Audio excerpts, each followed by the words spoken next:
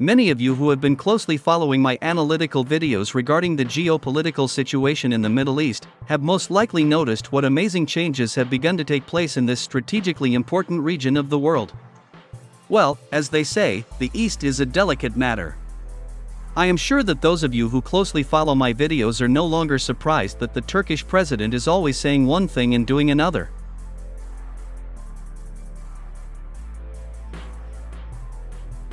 I am sure that many of you are no longer surprised by the fact that Recep Tayyip Erdogan is threatening to destroy the Jewish state because of its aggression against the Gaza Strip, but at the same time continues to supply the Israeli army with high-quality Azerbaijani oil.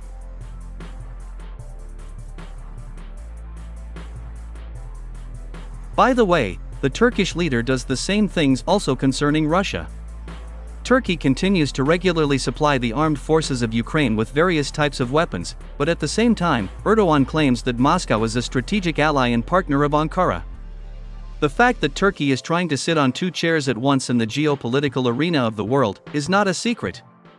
Even President Erdogan himself has repeatedly stated that he does not see any special problems in Turkey's actions in the geopolitical arena. As they say, this is nothing personal, it's just business. However, as time has shown, this policy of Erdogan played a cruel joke on Turkey itself. And this fact has manifested itself especially well concerning Syria.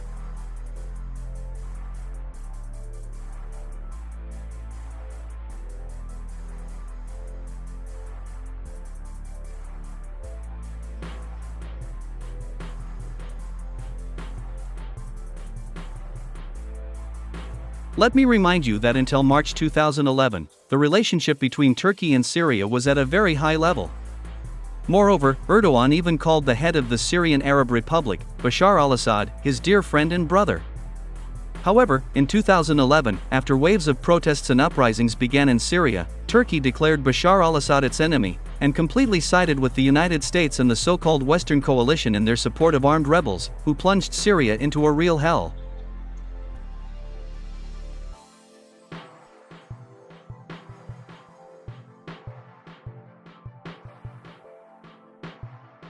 The Turks hoped that the uprising in Syria, sponsored by the United States and its Western allies, would destroy this country, turning it into a second Iraq and Libya. The Turks hoped that this would allow them to annex the northern territories of Syria without any problems.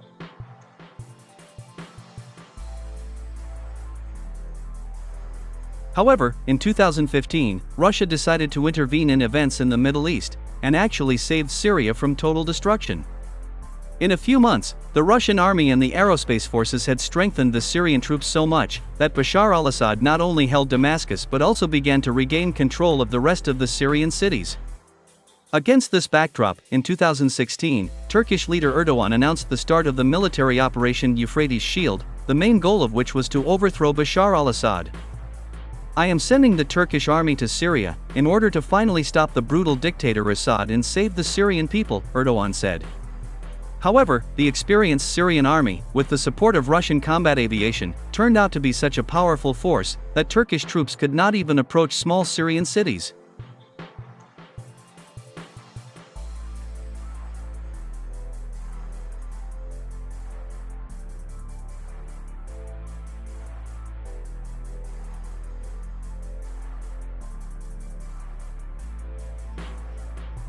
As a result, Erdogan had to limit himself to capturing several border settlements in the northern part of Syria. The total area of the occupied territory amounted to more than 2,000 square kilometers. This adventure of Erdogan has cost Turkey a lot. About 4 million refugees poured into Turkey. In addition, Ankara had to allocate huge amounts of money not only for the maintenance of its troops in the northern part of Syria, but also dozens of refugee camps. All this has finally destroyed the already weak Turkish economy.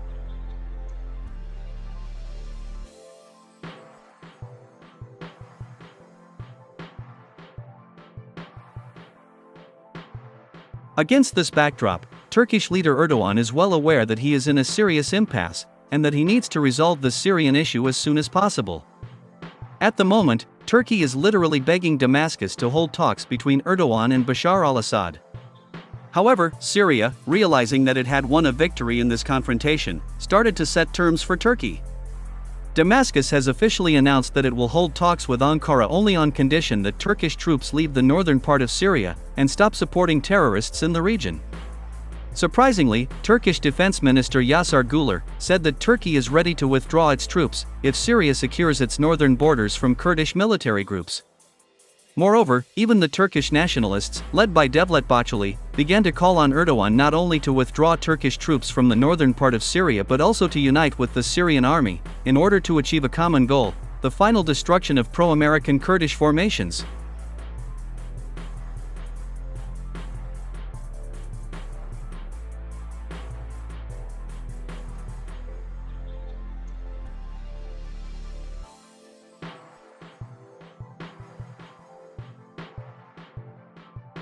Well, my friends, as you can see, times are changing again. And very soon, Turkish President Recep Tayyip Erdogan will again shake hands with Bashar al-Assad and call him his dear friend and brother. By the way, the normalization of relations between Turkey and Syria is very beneficial to Moscow. I am sure that Vladimir Putin will make every effort to make peace between Damascus and Ankara.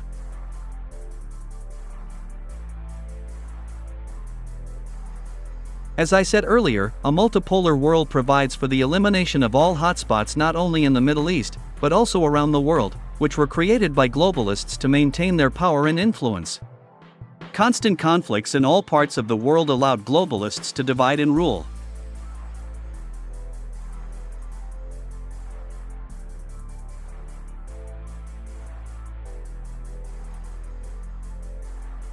However, the rapidly changing situation in the geopolitical arena of the world indicates that the days of globalists are numbered.